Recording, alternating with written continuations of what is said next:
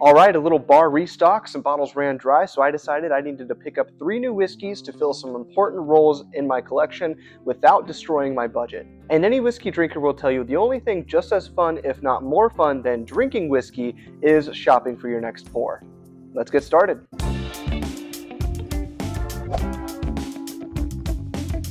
So before I get into what bottles I bought and why, I first want to talk about a little bit of my approach to whiskey shopping. I think it first starts with your taste and what you want behind your bar first and foremost. I'm never going to tell you what to buy or what your taste should be, but when shopping for new whiskey or picking up some new bottles, there's a few keys that I always look for.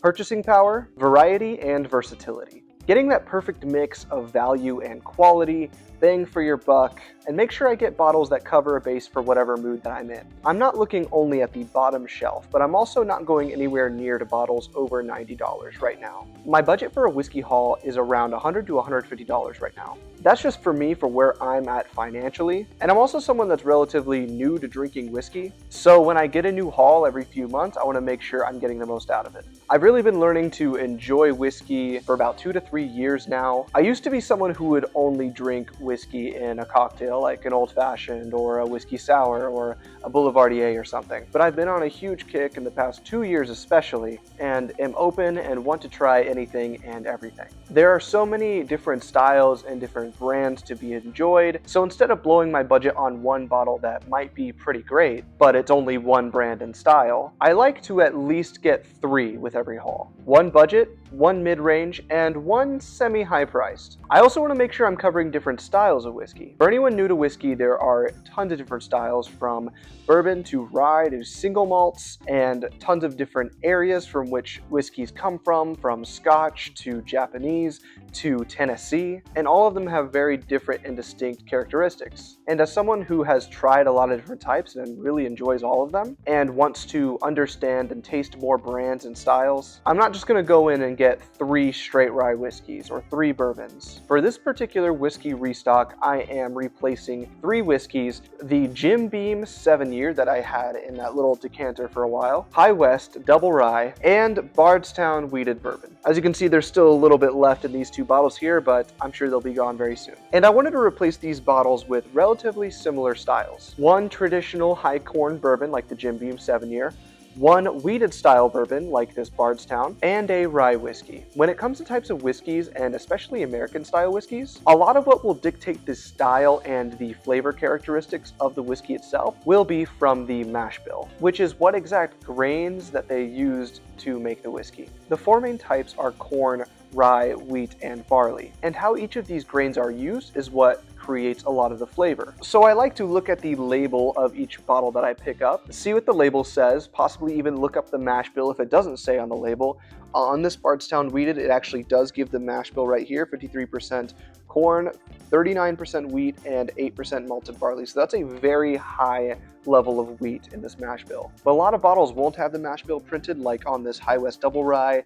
It doesn't say specifically, but it does say double rye, so it is a blend of different rye whiskeys, and it's really easy to look up. You can literally just look up High West Double Rye mash bill, and you'll find something that's pretty close to accurate to what the mash bill is. And looking up the mash bill can kind of give a preview to what the flavor of the whiskey might be, and is important to me when shopping for whiskey, so I can kind of get a sense of, okay, what is this whiskey going to be kind of like. Another thing I like to look for is having at least one bottle be my workhorse bottle to use in cocktails, which I usually keep the Workhorse bottle in that decanter over there. This would be a whiskey that is very versatile. I can drink it neat or on the rocks, and it can be enjoyed in a highball, an old fashioned, a whiskey sour, a Boulevardier, anything like that. It's my go-to bottle. And then I already mentioned my specific price range, but I think it's really important to set a limit, set a price range, and know exactly how many bottles you're gonna get before you walk into the liquor store. And I already mentioned my specific price range for my recent whiskey haul, but I think it is really important to kind of set and commit to a specific price range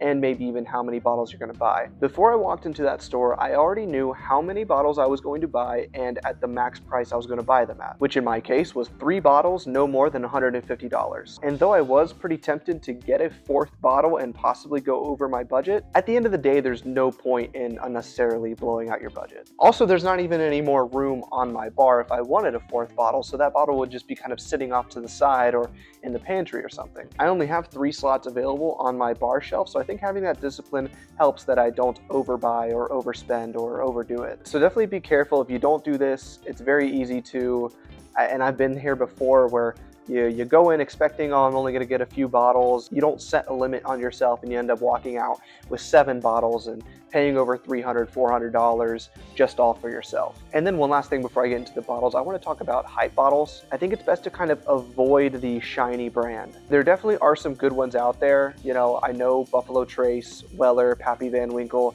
are great whiskeys, but the probability that your area, one, even has these whiskeys on the shelf, and then two, has them priced accordingly is very low. So I wouldn't go and chase after that, you know, top shelf bottle or that bottle that your friend says is amazing and you have to try. At the end of the day, stick to your budget and be free to try something new. And don't just look at maybe how a bottle is presented, the brand on the bottle, or the price point. There are so many amazing whiskey brands out there, and there's a lot of new kind of craft distilleries coming up, and maybe a lot of bottles you've never even heard of or seen before, but actually have some really good stuff in it. So in my mind, there's a lot more value in being able to pick up 3 very, very good whiskeys, and maybe some that I've never tried before that could be my new favorite, for the same price to be able to enjoy one potentially great, but potentially possibly overhyped bottle. But with that out of the way, let's get into bottle number 1, which is my budget bottle and also my workhorse bottle. When I think about something being my budget or my workhorse bottle, I think of something in the $15 to $29 range, maybe just getting into that $30 range. So that means I'm not only looking at like bottom shelf whiskeys like a Jim Beam white label or like a regular 80 proof Jack Daniels or something like that. And in this price range, you can get a lot of really solid, really good whiskeys, especially bourbons. And when I say budget or workhorse bottle, I don't necessarily mean only to be used in cocktails. I also want something that can be sipped neat or on the rocks and enjoyed by itself. And that's why I went with Evan Williams Bottled in Bond. This bottle has been a go-to workhorse bottle for me for a long time. It is a traditional high corn bourbon mash bill that is packed with flavor, especially when drinking straight, a 100 proof statement so it's strong enough to stand up on its own even in cocktails, and only $20. You just can't beat that value in my opinion.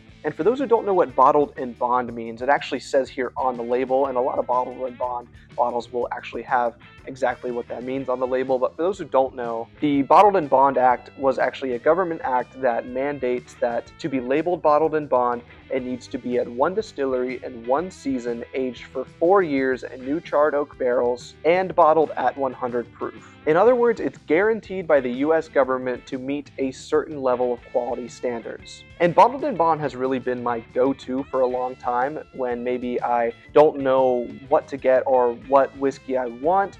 I usually look at any kind of brand that has a Bottled in Bond statement and at least know, okay, I'm going to get a certain level of quality. Now, it doesn't mean it's going to be the best bourbon ever or it's going to fit your particular taste. But for me personally, I've never had a whiskey labeled Bottled in Bond that I didn't at least enjoy. And the labels on whiskey bottles can be a little confusing. They use a lot of like new terminology that you might not be familiar with. So if you'd like me to make another video explaining like what all these labels mean and what to look for when you're whiskey shopping, drop a comment down below. I'd love to make a video like that sometime soon. But like I was saying, as for this whiskey particularly, this has been a go-to for a while now. For how cost effective it is, like I said, only $20, and for how flavorful it is. I even once did a bourbon blind taste test where I had a lot of kind of those value $20 to $50 bourbons out, such as Buffalo Trace, Maker's Mark, Wild Turkey, Bardstown, Jim Beam 7-year, and Evan Williams Bottled in Bond actually beat all of them out. It was my #1 bourbon. And its mash bill is a traditional high corn. I believe about 78% corn, 10% rye, and 12% barley. So you're gonna get a nice strong sweetness, a nice strong vanilla and caramel notes, and then a nice punch of heat with that 100 proof. And this is a great replacement from what I had before, the Jim Beam 7-year, which is also a very good whiskey, a very similar style whiskey to this. And both of these are great for the price. I believe the Jim Beam 7-year is about $25 or so. Truly fantastic bourbons for the money. And if you're just starting your bar or you're just getting into whiskey and bourbon, this is the kind of bottle that you want and kind of the bottle that I recommend to you if you're starting out, whether you're mixing drinks or sipping neat. Now, bottle number 2 is my mid-range whiskey, something between $30 and $55. I was also looking for something in a different style other than the high corn traditional bourbon. Now, the bottle that I'm replacing is this Bardstown Wheated, which is one of my favorite bourbon brands right now. Bardstown continues to make awesome stuff. And I've really been getting into wheated bourbons lately, so I wanted to try one in a similar style and in a similar price range. The Bardstown Wheated comes in at around $50 to $55. I was about to pick up the Green River Wheated, which is also one of my favorite bourbons and one of my favorite brands right now, but I wanted to try a bottle that I've at least never had before. And that's when I stumbled upon 1792 Sweet Wheat. 1792 is a brand that I've been enjoying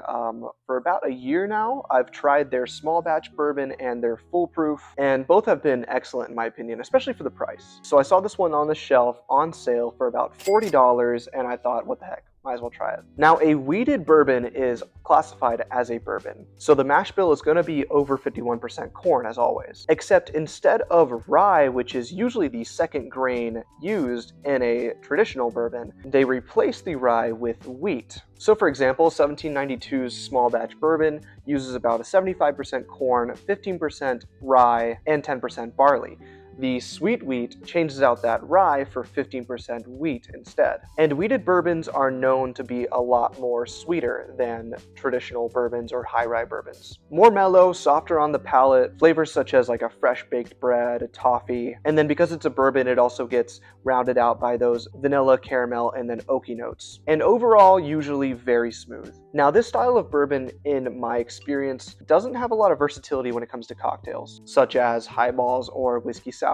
It's pretty decent in an old-fashioned, but you might need to cut back the sugar a little bit. But as a neat pour or on the rocks, wheated bourbons have been some of my favorite recently for its sweetness and its smoothness, no matter the proof. I don't have my expectations set that it will be better than the Bardstown Wheated, as this is an excellent bottle, but I think for the price, this will fill the role very well of my wheated style bourbon. And that's gonna go, I think, right here for now.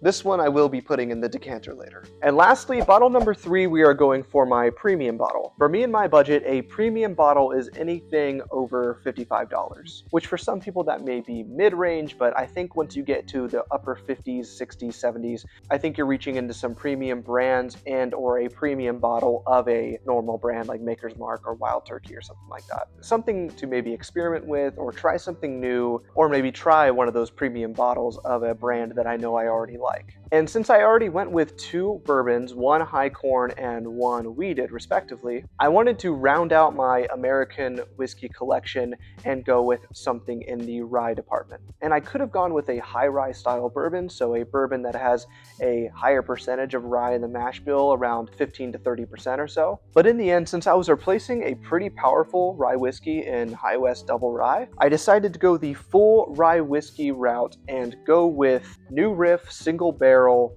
Rye. I really have grown to love rye whiskey lately. I think rye whiskey has a great balance of that traditional American whiskey sweetness and bold flavors, but rye whiskey has an extra little punch of spice and breadiness that I think you just can't get from a traditional bourbon. And some bottles that you can get just like are really unique and something that you can point out immediately, almost like a peated scotch. Sometimes you'll have a peated scotch and you know immediately that's a peated scotch. To me, rye whiskey kind of fits in that mold. It's something very unique to this style of whiskey. And I was in between a few rye whiskeys, but I decided to go with this one because I had originally tried New Riff, the single barrel bourbon recently, and I thought it was excellent. And New Riff is kind of, I guess, a new brand on the scene. They've been kind of doing a lot of different things lately, experimenting with different mash bills. And I think for the price of about $60, you get something that is barrel proof and non-chill filtered, meaning that this was poured into the bottle straight from the barrel. And if I'm gonna go for a straight rye whiskey, I think this is a great choice also because the rye mash bill is all rye, 95% rye and 5% malted rye. So I'm super excited to try this bottle out. With a bottle like this, I'm curious to try it both neat and on the rocks. Even a whiskey highball I think might be good with this too, to kind of like lengthen it, have some kind of dilution, some kind of water element because of the super high proof. This one is about 108 proof, so it's going to be really hot. I think a little bit of dilution will help kind of bring it back and help the flavors come out a little more and just lower a little bit of that high proof heat. And I think this one is going to fit nicely right right there, I think, for now. Yeah, I think that looks okay. So some quick takeaways here before I wrap up the video. When you're shopping for whiskey, make sure you get bottles that fit your taste and fit what you want at your bar. And then also be free to experiment. Try a different brand, try a different style that you've never had before. If you're happy with the same bottle that you've been drinking for years, that's great. Continue to enjoy that bottle. But feel free to experiment and maybe try new bottles and new styles. And also don't be afraid to look at the bottom shelf. There's some really good whiskeys down there. Remember that price doesn't mean that it's good. And when it comes to whiskey, there's a lot of fluctuation. Learn how to read a label, learn how to look up the mash bill, and to try to understand what it might taste like before you buy it. And when you're first starting out and trying to understand what kind of whiskeys that you like, experiment with different types and at different price points to see if you can find that sweet spot of value and quality. This whiskey haul came out to about $120, and I'd say that I got 3 quality bottles that'll last me a while staying within my budget. So if you're building your home bar or trying to get into whiskey, start here. 3 bottles, 3 different styles, and all killer value for the price. So that's my whiskey restock for the season. Let me know in the comments if you'd like to see more videos like this on my channel, or maybe what bottle that you would add to this lineup, or what bottle that you enjoy the most, or maybe any recommendations you have for me based on the bottles that I chose. And as always, thanks for watching, and stay tuned for more Jags Japan content. See you later.